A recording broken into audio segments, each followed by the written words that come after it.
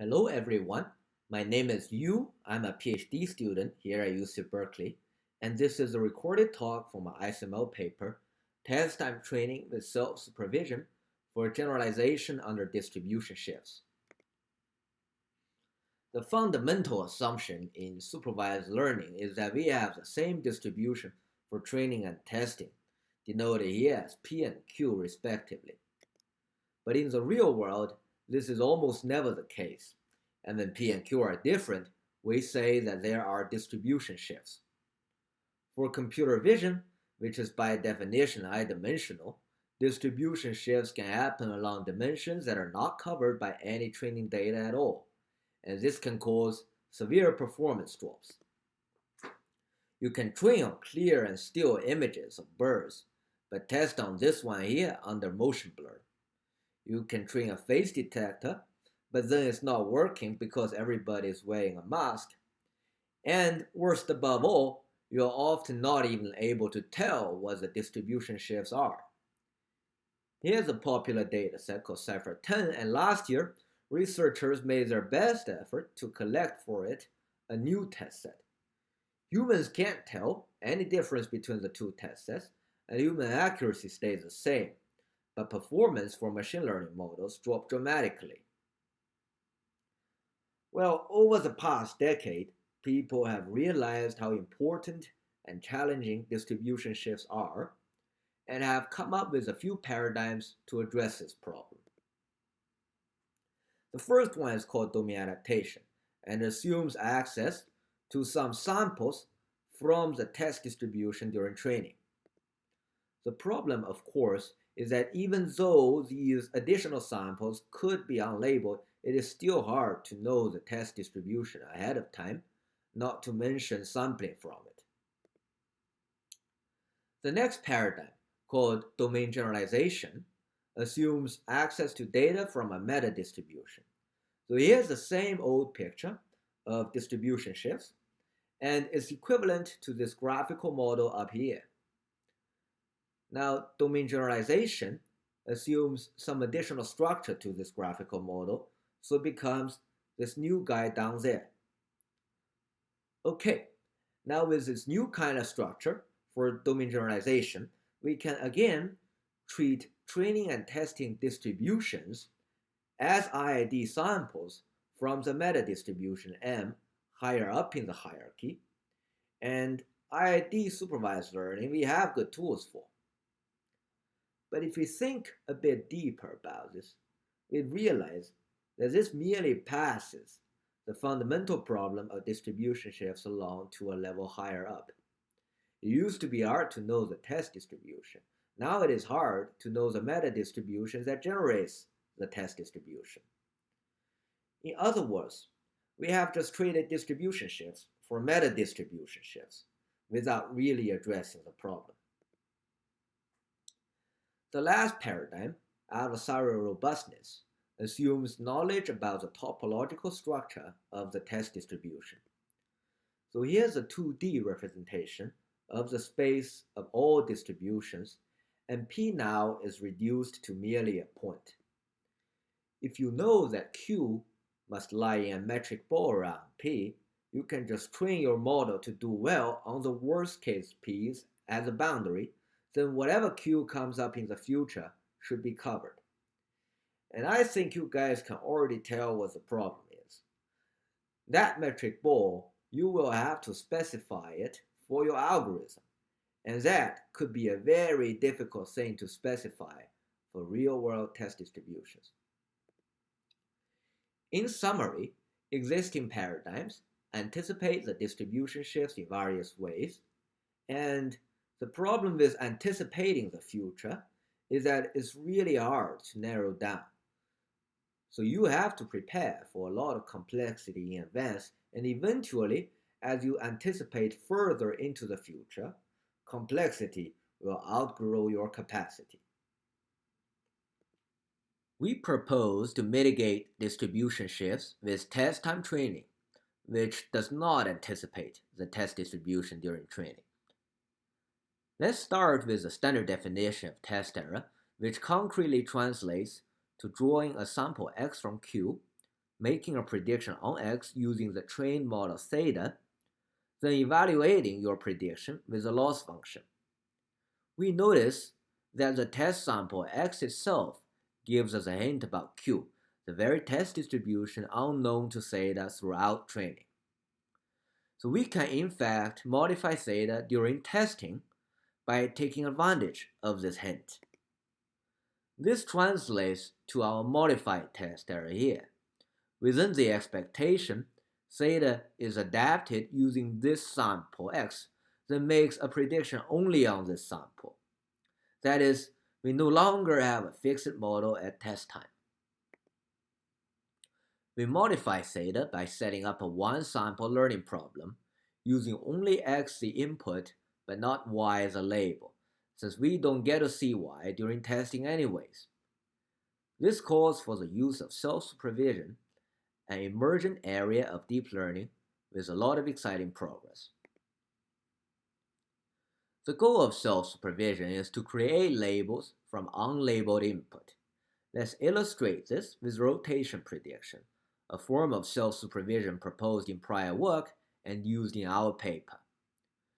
Given an input image, we rotate it by multiples of 90 degrees and label each one of these 4 images accordingly. This produces a 4-way classification problem that we can then ask a convolutional neural network model to solve. The ultimate goal of this exercise is not to do well in rotation prediction itself, but to obtain good feature representations, like edges, for example, to tell which way the beak of the bird is pointing. These are the kinds of features that are important for many tasks in computer vision. People usually use self-supervision for what is called pre-training. The network architecture can be artificially divided into a feature extractor theta E and a self-supervised head theta S. After training with self-supervision, people would then throw away theta S and take only the feature extractor and use it for a downstream main task, usually by putting a main task head theta M on top of theta E. Our paper uses self-supervision slightly differently. So here's what we do. Our network architecture has actually 2 heads, both theta S and theta M. During training time, given the labeled bird from P, our main task head tries to predict it and incurs a main task loss. We can also use self-supervision to make up labels and predict those, and this incurs a self-supervised loss.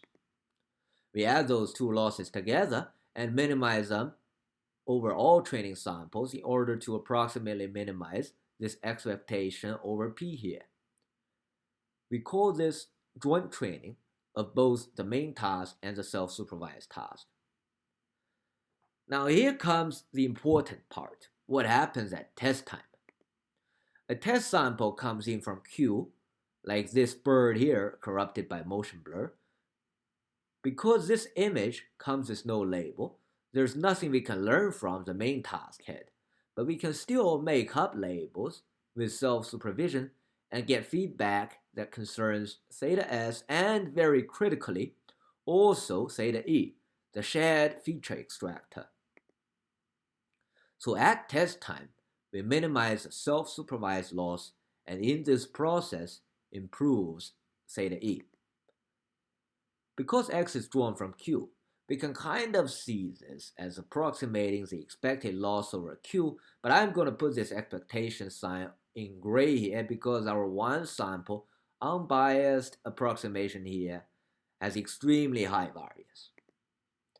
Anyways, we solve this optimization problem with gradient descent, and the solution is the updated theta X. We then use it to make a prediction on this X. So let's take a break and look at an example. Here's an elephant, and the x-axis down there is the number of gradient steps taken at test time for the test time optimization problem on the left. The y-axis is the predicted likelihood of the label given this image and the model. I'm only plotting the top 3 classes in terms of likelihood. The likelihood of the third place cattle is already too low to matter, so let's just ignore it. The 2 big dots in red and blue at x equals to 0 are the values given by the model immediately after joint training. So this is the prediction you would get with a fixed model, and it's wrong because the dog class has a higher likelihood. But as we take more gradient steps on the test time optimization problem, the elephant likelihood rises, and our prediction becomes correct after only a few steps. Eventually, the elephant converges to winning by a large margin. Okay, so now the break is over. Let's see what happens with multiple test samples. Let's denote theta 0 as a collection of parameters after joint training. And if we were to not assume that the test samples have anything to do with each other, we would initialize the test time optimization problem with theta 0 for all test samples. This we call the standard version because it makes no assumption on the test samples, so completely conforms with the standard protocol of supervised learning. If we make the additional assumption that the test samples arrive one by one in a stream from the same queue or a sequence of smoothly changing queues, then we have the online version. So the optimization problem for x1 is initialized to theta 0, and the solution is called theta 1, which we then use to initialize for that of x2 and so on. And this concludes our method section. Alright, so now we are ready for some results. The first benchmark concerns object recognition on images with diverse corruptions. These include various noise types, kinds of blurs, weather conditions, and imaging artifacts. Those corruptions are added to the test set of Cypher10 and ImageNet, and the new test sets are called Cypher10C and ImageNet-C respectively. Critically, we assume no knowledge of the corruptions during training. So here are the results on Cypher10C. The leftmost blue bars are from a network trained with only the main task for object recognition. The yellow bars are for the fixed model immediately after joint training, which we have been calling theta 0. This has also been proposed as a method in a recent paper. The green bars are for test time training standard version, which improves significantly upon the blue and yellow baselines. Finally, the orange bars are for the online version, which makes the extra assumption mentioned before and achieves dramatic improvements. Here are the same kind of results on ImageNet-C, except that we now report accuracy instead of error because the baseline performance is so poor. Again, the same trend holds across all corruption types.